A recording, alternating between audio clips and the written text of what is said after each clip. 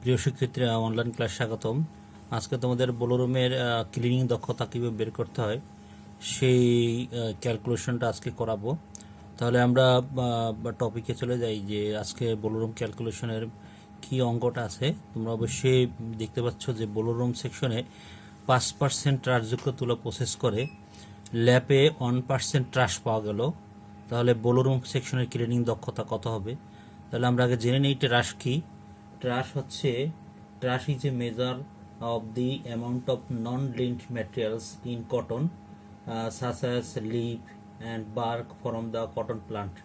অর্থাৎ হচ্ছে তুলার মধ্যে নন লিন্ট উপাদান, যেমন তুলা গাছের পাতা এবং বাকল থাকে, কি পরিমাণ বাকল আছে।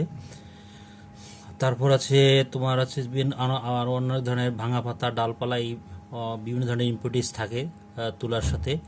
এগুলা যদি বেশি থাকে তাহলে তুলা যদি প্রসেস করা হয় তাহলে ল্যাপে কত পার্সেন্ট ট্রাশ পাওয়া গেল। তবে আমার ট্রাশ অ্যানালাইজার মেশিন দিয়ে আগেই তুলার ট্রাশের পরিমাণ কতটুকু আছে সেটা বের করা হয়। এবং বোলোরুম সেকশনে ক্লিনিং দক্ষতা কত হবে শতকরা পার্সেন্ট, সেটা আমাদের বোলোরুম মেশিনে ক্লিনিং দক্ষতা কত হবে সেটা বের করতে হবে।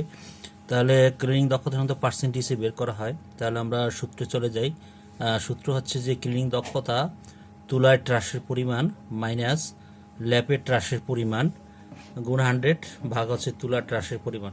তাহলে অঙ্কে বলা আছে যে বোলোরুম সেকশনের 5% ট্রাশযুক্ত তুলা, তাহলে 5% ট্রাশযুক্ত হলে ট্রাশের পরিমাণ কতটুকু? তাহলে আমরা সূত্র হচ্ছে তুলার ট্রাশের পরিমাণ মাইনাস ল্যাপে ট্রাশের পরিমাণ ভাগ হচ্ছে তুলার ট্রাশের পরিমাণ। তাহলে অঙ্কে বলা আছে বোলোরুম সেকশনে 5% ট্রাশ।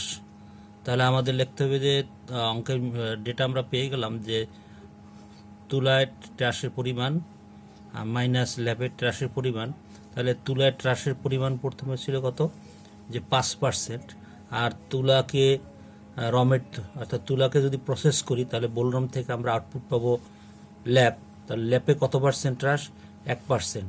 তাহলে আমরা লিখতে পারি যে তুলার ট্রাশের পরিমাণ 5, আর যে ল্যাপ পেলাম সেই ল্যাপের ট্রাশের পরিমাণ পাওয়া গেল 1%। 5% থেকে 1% বিয়োগ হবে, অর্থাৎ 5 থেকে 1 বিয়োগ আর গুণ 100 শতকরা হার যেহেতু আমরা বের করব তুলার ট্রাশের পরিমাণ। তাহলে আমরা তুলার ট্রাশের পরিমাণ পাওয়া গেল 5। তাহলে এটাকে যদি আমরা ক্যালকুলেশন করি তাহলে 5 থেকে 1 বিয়োগ দেব। বিয়োগ দিলে আমাদের 4-এর সাথে 100 গুণ করতে হবে এবং 5 দিয়ে ভাগ করতে হবে। তাহলে 5 দিয়ে যদি 100 গুণ করে ফেলি তাহলে আমরা পেয়ে যাব কত? 400। 400কে যদি আমরা 5 দিয়ে ভাগ দিই তাহলে আমরা 80% পাবো। তাহলে আমাদের বোলোরুম যে মেশিন আছে এই মেশিনের ট্রাশ রিমুভ করার শতকরা কত পার্সেন্ট রিমুভ করতে পারে? যে 80%। তাহলে আমরা বোলোরুমের মেশিনের যে ক্লিনিং দক্ষতা সেটা আমরা পেয়ে গেলাম 80%। অর্থাৎ বোলোরুম 80% ক্লিনিং করতে পারে তুলা থেকে ট্রাশ ট্রাশ রিমুভ করতে পারে, দূর করতে পারে। তাহলে এই হলো আজকের বোলোরুম সেকশনে ক্লিনিং দক্ষতার ক্যালকুলেশন। আশা করি অবশ্যই অঙ্কটা বুঝতে পারছো এবং ভেরি ভেরি ইম্পর্টেন্ট অঙ্ক। সবাই এটা করবে এবং না বুঝলে আমাকে আবার কমেন্টস করবে। নেক্সট ক্লাসে এবার এটা নিয়ে আবার রিভিউ ক্লাস করব।